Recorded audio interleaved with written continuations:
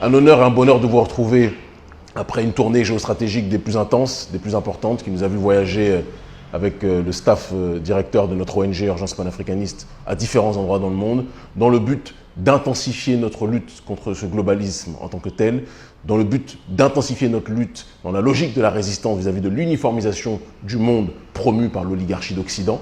On a été en Europe de l'Est, on a été au Proche-Orient et nous revenons sur le continent africain pour accentuer notre combat politique.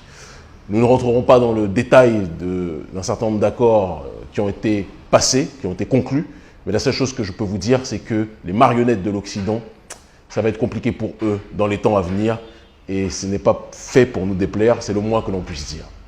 On va revenir très rapidement après ce long temps d'absence sur l'actualité. Beaucoup de choses se sont déroulées. Vous étiez très nombreux à nous demander d'intervenir sur un certain nombre de sujets, mais vous le comprenez que la diplomatie parfois se fait dans le silence et ne nécessite pas que nous soyons des plus bruyants en ce qui concerne un certain nombre de communiqués politiques. Le temps de la diplomatie est en pause pour l'instant, nous reprenons nos activités, donc on va revenir sur un certain nombre de thématiques qui sont nécessaires d'être abordées. La première thématique, c'est d'intervenir sur notre cher monsieur le président Bazoum, qui est en train quelque part de vouloir bousculer l'ordre mondial de la lâcheté africaine, l'ordre mondial ou l'ordre continental de la soumission des élites africaines vis-à-vis de l'oligarchie d'Occident. M. Bazoum veut détrôner Alassane Dramane Ouattara et pense que plus il est dans une logique de soumission vis-à-vis des intérêts français, plus il est dans une logique de stigmatisation vis-à-vis des autorités maliennes qui sont la bête noire. Noir chez nous, c'est positif, chez l'oligarchie d'Occident, c'est négatif. Donc ça nous va. La bête noire des intérêts français en tant que tel, il pense que plus il les stigmatisera, plus il sera protégé par la France. Il faut savoir que Bazoum est l'un des présidents les plus impopulaires de l'histoire du Niger. Contrairement à M. Issoufou, sur lequel j'avais beaucoup de critiques, mais reconnaissons-le, qui avait beaucoup plus de soutien au sein de la population, même s'il était décrié par bon nombre de gens, Bazoum est profondément détesté par bon nombre de Nigériens, d'accord, et il ne tient sa légitimité qu'à travers son soutien effréné, dérégulé vis-à-vis des intérêts français. Et dans sa logique de japper tel un caniche vis-à-vis des intérêts de son maître, il a demandé à ce que Barkhane puisse venir sur les bases nigériennes après que ceux-ci aient perdu leur base du côté malien. Nous disons à M. Bazoum que la trahison vis-à-vis des intérêts africains, la trahison vis-à-vis de la souveraineté africaine se paye de manière ferme et définitive. Demandez à Ibeka, demandez à Kaboré, demandez à Alpha Condé, demandez à tous ceux qui, de manière aveugle, ont cru qu'ils étaient inamovibles à la tête de l'État. Demandez-leur, lorsque nous sommes venus, avec d'autres forces, nous avons conjugué nos efforts pour secouer le cocotier de telle sorte que ceux qui étaient au sommet de la pyramide tombent et ne deviennent par la suite, lorsque ce sommet tombe, qu'un vulgaire caillou. Nous disons à M. Bazoum, nous vous avons sur notre liste. Le panafricanisme vous a dans le collimateur.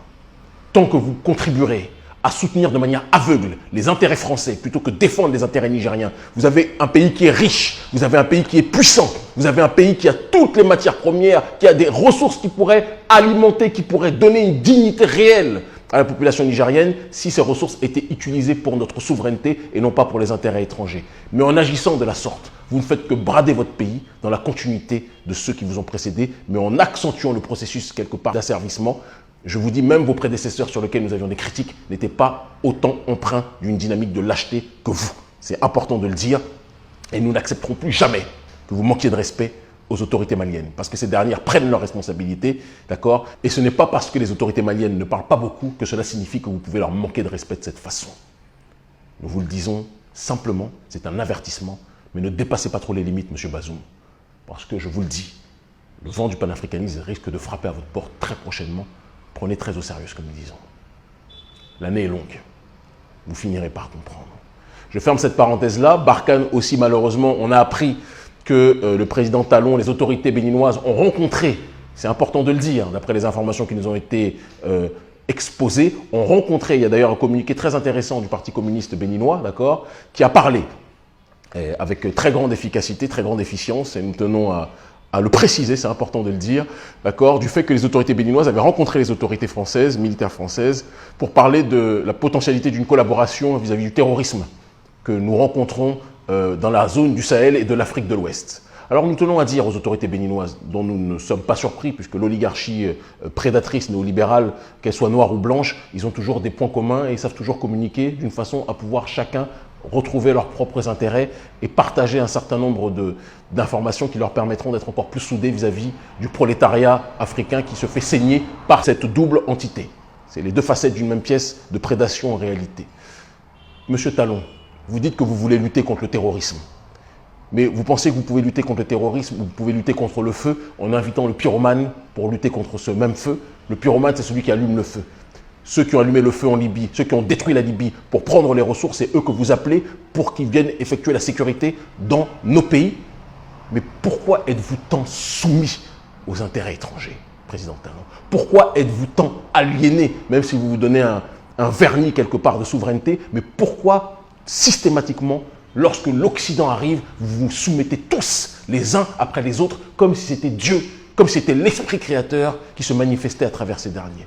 C'est quelque chose qui pose problème. On ne peut pas, pour régler un problème, inviter le créateur du problème et penser que c'est lui qui va régler ce problème, alors qu'il a besoin de l'existence de ce problème pour subsister.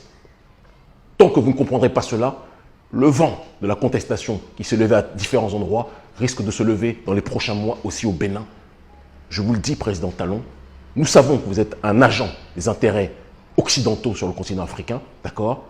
C'est votre ligne, c'est votre idéologie, même si vous vous drapez du vernis de la souveraineté, nous savons que tout ceci n'est qu'hypocrisie, d'où la logique de la prédation brutale vis-à-vis des populations de plus en plus paupérisées dans votre pays. Nous vous le disons, Président Talon, vous êtes aussi de ceux que nous regardons avec attention, parce que tous les présidents qui se soumettront à l'Occident seront dans la ligne de mire du courant salvateur du panafricanisme. Et nous ne tergiverserons pas. Ce n'est pas vos intimidations, ce n'est pas vos tentatives de déstabilisation qui empêcheront que ce qui doit se faire se fera. Si vous vous soumettez aux intérêts français et plus globalement aux intérêts occidentaux, la colère panafricaniste frappera à votre porte. Vous aussi, vous finirez par comprendre. Troisième information qui, à mon sens, mérite d'être exposée.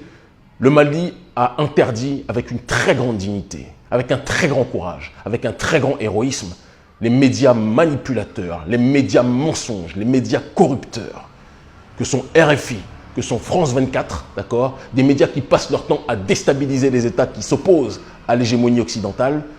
Ils ont été enfin interdits par les autorités maliennes. Je vous le dis, c'est un acte historique.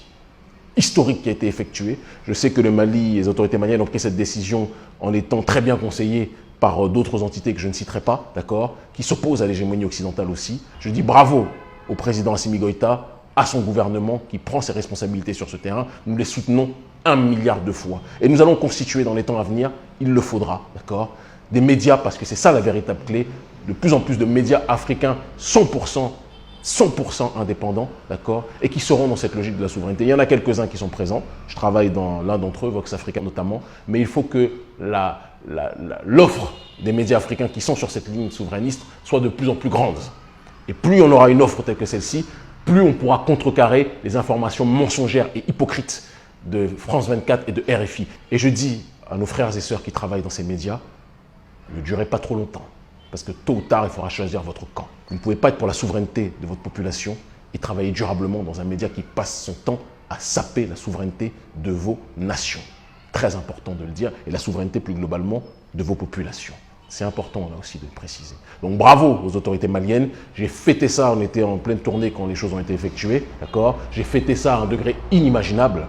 Et je vous le dis, ce n'est que le début. Nous allons tout faire pour que tous ces médias soient le plus possible interdits dans les différents régimes africains. C'est le travail politique qui est le nôtre aussi.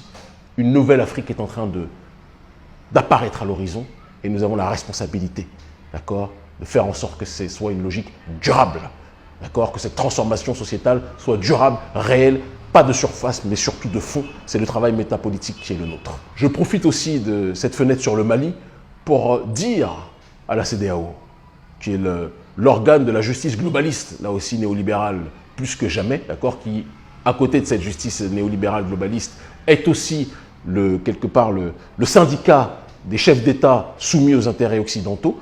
C'est ce qu'ils manifestent de manière très concrète ces dernières années, malheureusement, alors que ce n'était pas la logique initiale.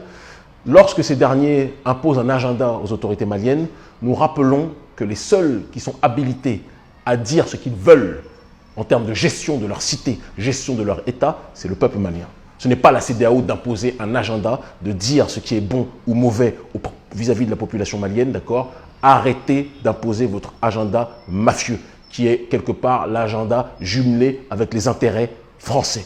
Nous ne sommes pas bêtes. Penser qu'il faut que ce soit systématiquement un civil qui soit à la tête de l'État pour que l'État africain soit bien géré est un leurre. Thomas Sankara était militaire, Kadhafi était militaire, Jerry Rawlings était militaire. Nombreux sont ceux qui furent militaires, ça ne les a pas empêchés de gérer avec une très grande dignité, d'accord, loin de votre démocratie à l'occidentale, les intérêts de nos pays. Ce que nous voulons, c'est pouvoir bénéficier de nos propres ressources. Ce que nous voulons, c'est la souveraineté. Ce que nous voulons, c'est l'autodétermination. Que ce soit quelqu'un en costume ou quelqu'un en treillis, nous voulons l'autodétermination de nos populations. Et ce n'est pas vous qui allez nous dire ce qui est bon pour nos populations. C'est à la population africaine de décider par elle-même ce qui est bon pour sa propre destinée.